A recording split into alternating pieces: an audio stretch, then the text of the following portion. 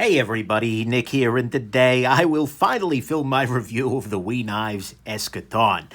This has actually been the hardest review I have ever done, because I have had for going on maybe 8 months now, no freaking clue what to do with this knife. I initially thought I was going to do a modern art review, but the problem is, it's modern art, so it's not funny to do it that way. Then I thought, okay, never mind. I'm going to do a high-speed, low-drag, tactical review of it. But the problem is there's Poe's Law, which meant that as I turned up the satire more and more, I just sounded more and more like half the damn community. And so I sat on this guy for months. This has been on the edge of my table, just glaring at me like, Nick, what are you going to do with me? You don't know. For a long time. And so finally I realized, you know what? I have to do this straight. And so here it is. Here is the review. But first off, I do want to thank my buddy Matt, who actually offered to buy this guy off me after I finished the review. He went off to basic training and wasn't going to be able to pick one up on his own, so he had me pick it up for him, and I'll send it to him once I'm done, once he gets in touch with me.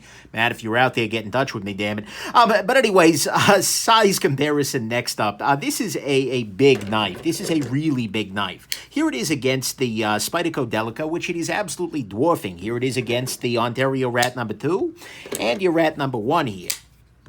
Absolutely just ginormous.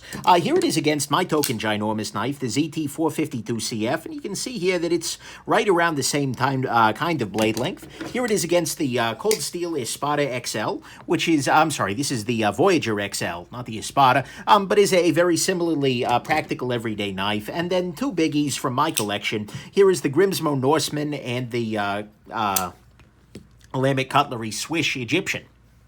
Both are a little Stargate-y theme there.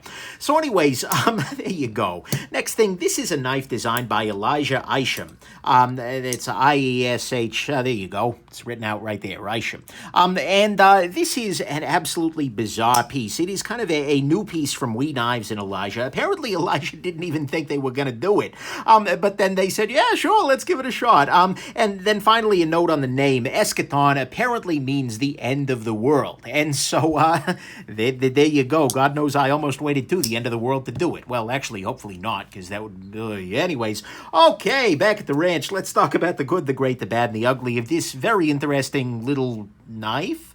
Okay, first off on the good side, I like the lock very much. It is just a liner lock. It's, you can see here the liner lock screws into these two screws on the side here, and it works. It's fine. In fact, it works beautifully, I would say. It's got a nice amount of texturing there. It's very easy to engage, disengage. It's a joy to manipulate. Next thing, the flipper tab on this is great. You can see here it's barely there. It's just sticking out the end of this, but it's got enough texturing that you can very reliably grab that tab and deploy the knife.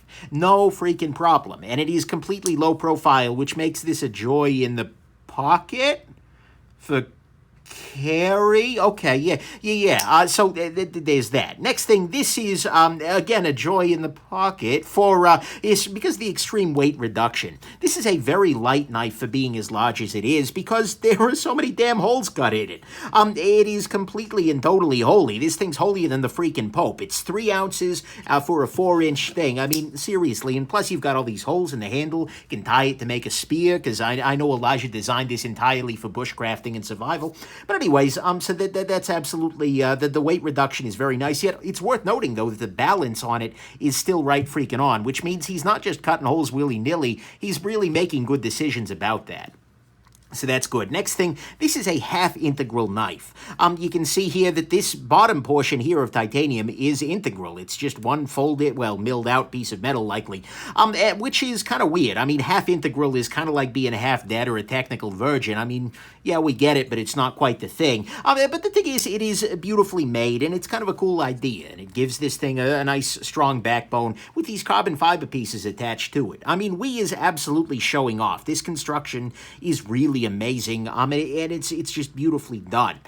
So I like that very, very much. Next thing, the blade on this guy is just freaking weird, guys. Look at this thing. I mean, at every different level. Look at, it's got like a compound grind, but like a 3-way compound grind, because you've got this area here, then this guy, then this guy. I mean, sharpening... I don't even know how you would sharpen this knife, let alone that you would. Whatever. But it is sharpened somehow. It has all these contrasting grinds, and with the nice satin up here, the acid down here, then the edges. It's got fullers, like 3 or 4 of them. I've kind of lost count. 1, 2. Yeah. And it's got this little recessed strut area, which is cool, actually. By the way. Is like the full thickness here, and then there's this little strut that is only a partial thickness in there, but is providing support for batoning. That must be what's going on there. And then the whole thing is made out of M390 because, you want the edge retention to be great because you're going to be doing a lot of cutting with this guy when you're out in the wilderness doing your survival. So, but the blade is absolutely weird as heck. I mean, it's got like 2 different fullers, maybe 3 if that counts, a fuller that's been cut off. I just don't know. So anyways, the blade is weird. By the way, this knife is also flickable. If you have the right, finger positioning, you can put your finger in here and then pop it open like that. Again, which makes for easy deployment as you're, yeah. So there you go. Next thing, the clip on this guy actually does work. That sounds like low praise, but you wouldn't expect it to. I mean, he has found the one piece of flat freaking scale on this guy and put the clip basically right on it. And it's got plenty of flex to it, even though it is a milled clip that works beautifully with the overall aesthetic here. It would have been very easy for a bad clip to make this look really ugly. But, well, at least, no, it didn't happen that way, so that's good. Next thing, it's using Torx screws, which coming from WE Knives is a non-trivial thing. In fact, I am told that Elijah was very, very explicit that on his knives, they're not going to be using the bad screws, and given WE seems to be moving away from those screws just in general, which is good, and is part of the reason why we can, in fact, have nice things in the world. But it's good to see those there. And actually, the maintenance on this guy was surprisingly straightforward. I mean, if you watch the video, it's not bad. This was easy to take down. So that's really, really cool. Next thing, because, you're going to be using this over and over again out on the oil rig and in the wilderness. And if you get some, gunk up in the bearings, after you skin your deer with it or whatever it is you're doing with your, whatever, you want to be able to get in there and clean things out. So that's good. Next thing, this is actually weirdly ergonomic. Like, you look at this, you're just like, I don't know what hands those are designed for, but not anybody's, but it is. That's the weird thing, because you have this grip where you choke up right here, and then your middle finger falls into this little hole, you get this, and that actually works. You can choke back a little bit further, and then you've got this guy here, and if you've got longer thumbs, I imagine you've even got a thumb ramp on there. That's good. I haven't tried it in a reverse, oh my god, it works in a reverse grip. Why? But okay, so it's weirdly ergonomic, which again, he's clearly thinking about this, which is kind of hilarious. So that's good. And then finally on the good side, what could very easily be the great is the action on this guy. This has an incredible fall shut sort of action.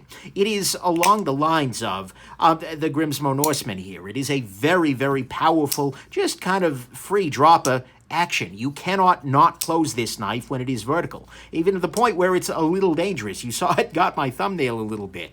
Luckily, this little area hits thumbnail first, but yeah, this is a really, really good action. Plus, a really great detent. You need no wrist for this. I have never failed to deploy this knife. This is an action showpiece that we should be immensely proud of, completely aside from everything else that's freaking weird about this knife. So that, to me, all is the good.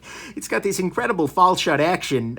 It's surprisingly ergonomic. It's got Torx screws in the handles. It is it got a working clip on it, which is kind of amazing, all things told. The blade is completely unique and absolutely bizarre with all these different finishes. It's a half integral.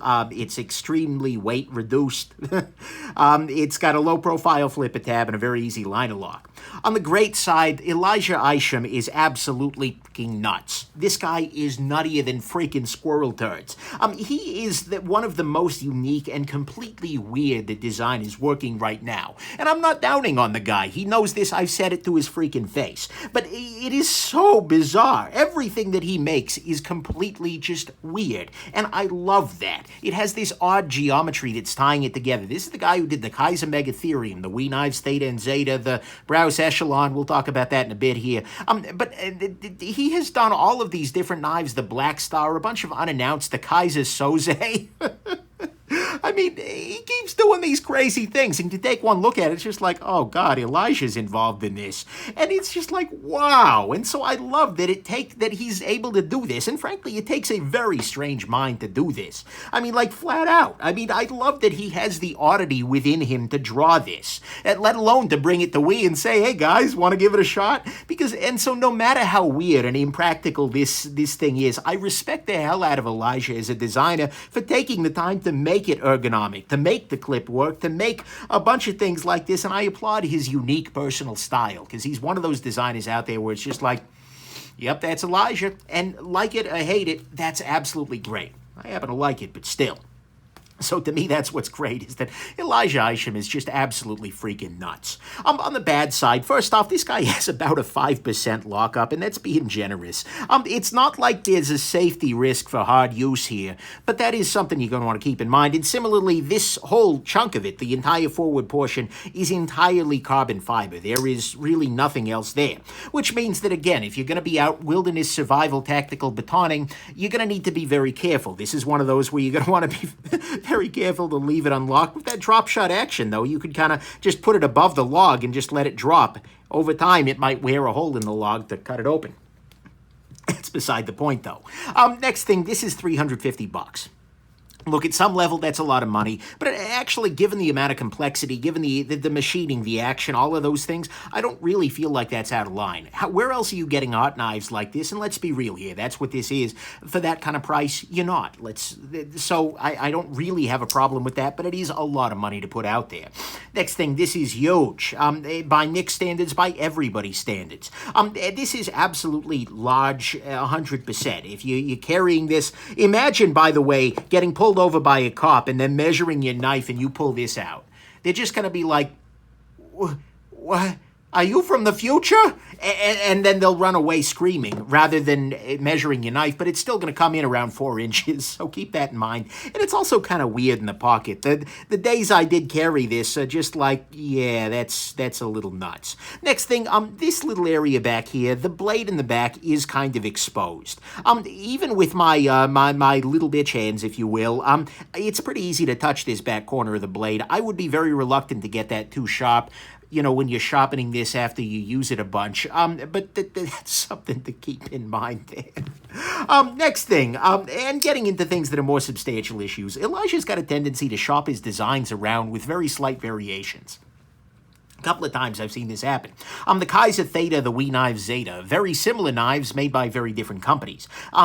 Similarly, some of his custom collaborations all look kind of remarkably similar. And then here, the Browse Blades Echelon and the WE Eschaton, even the names are very similar, and I think that's got to be on purpose. They are very similar knives at some very real level. Mind you, the Browse Echelon is way worse, but it is strikingly aesthetically similar. Actually, Birdshot IV, Frankie and Bird, made a video about that I'm going to try and remember to link down in the description. And at some level, looking at the Echelon and looking at this guy, it's just like, oh, look, Browse, you made one too. Good job, Jason. That's adorable. Hey, we're going to put this on the fridge right next to the WE Knives Eschaton. Oh, see, there you go. But the thing is, in all seriousness, it kind of dilutes the impact of this a little bit. I mean, this is an incredible design, and then to see it so terribly underdone by another maker was just like, wow. Why are you doing that? And so that doesn't make a lot of sense to me. When he's doing these really incredibly unique things, it's weird to make something that's kind of derivative of that and then give it to a manufacturer who's not going to do a great job of it. So to me, at least, that I don't like that. I kind of wish that he would make these unique designs and keep them unique by just giving them to one company. Then finally, on the bad side, this is, I'm sorry, no, that's ugly. So those are the bad things, is that Elijah's got a tendency to shop his designs around with these slight variations, including the Browse Echelon, which, this is pretty huge. It's $350, but it's an art knife, whatever. It's primarily carbon fiber from here on up, making it not a great choice on the oil rig, and the 5% lockup is a little scary, for all the hard use you're doing. On the ugly side, two issues. First off, this is a very poor cutting tool. But we got to be real here because the blade stock on this is very, very thick. I mean, you can see the stock thickness here. But more specifically, it is ground exceptionally thick behind the edge because look, the actual blade stock thickness is here. And so it has from here to get all the way down to the edge. And so as a result, at the bottom here, very, very, very thick behind the edge. Over here, very thick behind the edge, even at the tip, very thick behind the edge. This is just not a really good tool. Is that a saber grind, by the way? I feel like this is like a compound saber grind. I don't know what to call it. But whatever it is, it's not really much of a cutting tool. I mean, that's not what this is about at a very real level, but it does make it a knife that was kind of frustrating to carry and where I had to carry a backup knife for actually cutting things, you know, when I had like foam tasks, things like that. The other ugly issue is that this knife may or may not be a Decepticon. For those of you familiar with the Michael Bay Transformers franchise, which is a big step down from the original Transformers franchise, this is looking a lot like the Decepticons that you're dealing with here, and the fact that he's got the Cybertronian writing on the back here is making me kind of suspicious. He's got that very much, and then the other thing is it's very aggressive towards its user. I mean, you saw it try and fall and kill me earlier, so I'm pretty sure this is a Decepticon, and that's something that you really got to consider. Like, do I want Decepticons in my house? Do I have any Autobots to kind of offset it? I don't know, but that's the other ugly thing here, is that this may or may not be an evil killer robot trying to destroy humanity and gather enough energy to fly its ship back to Cybertron where it came from. So those are the ugly things. Probably a Decepticon, and it's a very, very poor cutting tool. Look, final conclusions. Hey, look, this is not a great pocket knife. You know that. Elijah knows that. I mean, it's crazy thick behind the edge. It's impractical in the pocket. It is a bit expensive, and it is honestly just insane. But the thing is, reviewing this knife as a tool for cutting is like complaining about the taste of the frosting on the cake that a stripper just popped out of. That is not what this is about. If you're thinking about this for breaking down boxes and cutting foam, you are entirely just missing the point. It is going right past you. This right here is an art knife. Flat out. It is designed for beauty, for uniqueness. It is designed to be something out of the ordinary. This is Elijah Isham gleefully designing something because it brings him joy and he's freaking nuts. And We Knives saying, you know what? I bet we could turn some heads if we actually made that thing real.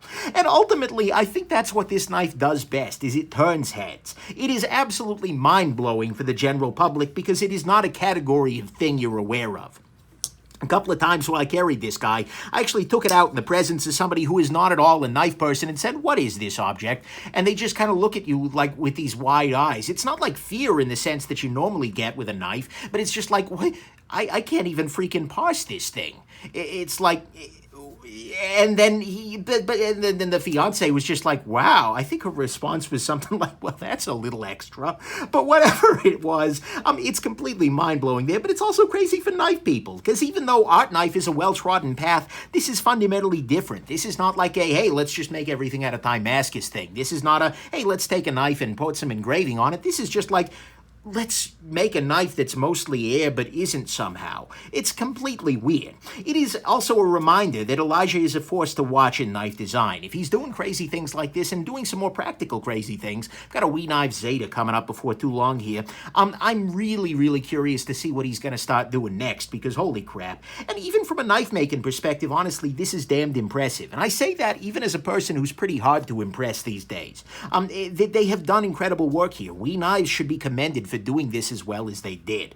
And so, absolutely, the final conclusion on the freaking Eschaton is that you do not need this knife. And frankly, even if you have this knife, you're probably not going to end up doing all that much with it. You can carry it, absolutely 100%. I mean, you can carry this. You can carry pretty much anything, but it's not going to be the best tool for any particular job. But the thing is, if you love art, if you love craziness, if you don't mind the occasional Decepticon in your life, and you're really picking up what Elijah's putting down here, then I think you should pay the price and get one of these. Because, you know what, even if you don't carry it that much, at $350 for an art knife like this, honestly, it's not the end of the world. Eschaton joke? No? Okay. Anyways, I hope this is interesting. Elijah, you shine on, you crazy diamond. And everybody else, have yourselves an absolutely wonderful rest of the day. Bye now. God, this thing's weird.